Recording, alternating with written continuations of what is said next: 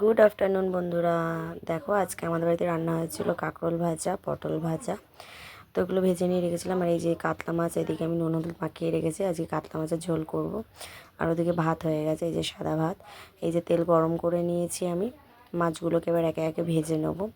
আর রিবুর জন্য আমি হালকা পাতলা করে মাছের পেটি দিয়ে রান্না করেছিলাম, যেহেতু বাচ্চা মানুষ বেশি রিচ খেতে পারবে না। আলুগুলোকে লাল লাল করে ভেজে নেব। ভেজে নেওয়ার পরে এই যে মশলাটা আমি দিয়ে দিলাম। এর মধ্যে টমেটো ছিল, জিরে ছিল, আদা ছিল, পেঁয়াজ ছিল, কাঁচা লঙ্কা ছিল, সব দিয়ে মিক্সি করে আমি মশলাটা দিয়ে দিয়েছিলাম। ভালো করে কষিয়ে নেব। কষানো হয়ে গেলে তার মধ্যে আমি একটু দেবো লাল লঙ্কার গুঁড়ো।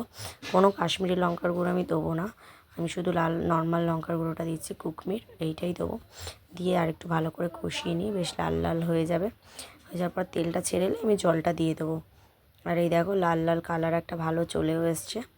এবার আমি জলটা দিয়ে দেবো। জলটা দিয়ে আলুগুলো যখন সেদ্ধ হবে তখন নামিয়ে নেব। আর রিবু এতটাই ছটপট করে না, আমি মানে রান্না করার সুযোগ পেয়ে উঠি না। আর যেহেতু বাড়িতে এখন কেউ নেই, তাই আমি যতটা পারি সিম্পল রান্না করারই চেষ্টা করি। ওই যেরকম মাছের ঝোল ভাত বা মাংস ভাত এইরকমই, ডিমের ঝোল ভাত এক তরকারির মধ্যে রাখার চেষ্টা করি। দেখো পরে একটু জিরের গুঁড়ো দিয়ে দিয়েছিলাম, যেহেতু আমি জিরের গুঁড়ো দিতে ভুলে গেছিলাম। আর এবার আমি জল দিয়ে দেবো। জল দেওয়ার পরে ঢেকে রেখে দেবো। এই যে মিক্সির মধ্যে আমি জল দিয়ে নিয়েছিলাম, কারণ ওর মধ্যে অনেকটা মশলা লেগেছিলো। এরকম কে কে করো আমাকে কমেন্ট করে জানিও, হ্যাঁ।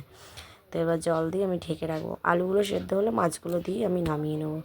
তো এরপরে দেখো আমি যখন ঝোলটা হয়ে যাবে আমি নামিয়ে রাখবো। তো ভিডিওটা কেমন লাগলো সবাই জানিও। টাটা।